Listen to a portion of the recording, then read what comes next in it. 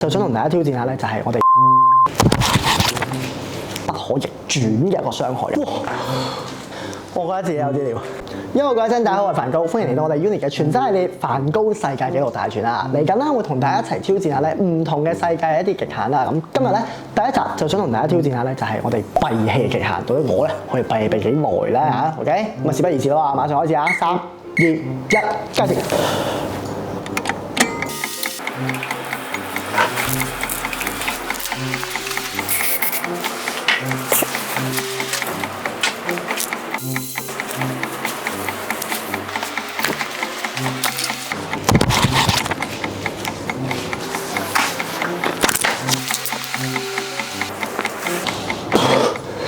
幾多啊？哇！我覺得我自己好食。我覺得自己有啲料。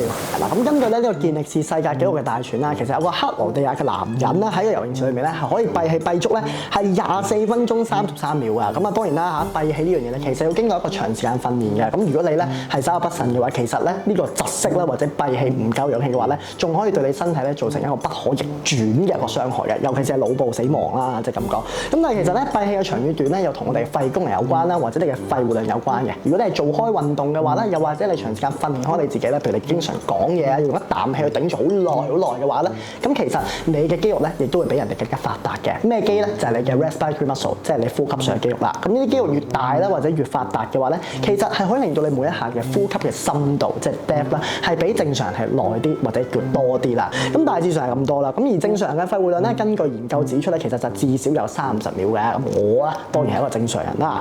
好嗱，咁啊挑戰咧就做完啦。如果你中意呢個系列嘅話咧，都不妨留翻低你嘅 CLS 啦，同埋咧，如果有啲咩挑戰你想我做嘅話咧，歡迎喺下面 comment 嗰度咧就打翻俾我哋聽喎。OK， 如果你想一齊挑戰同學仔咧，記得 DM 埋我哋啦，我哋約定你下集再同大家一齊玩。拜。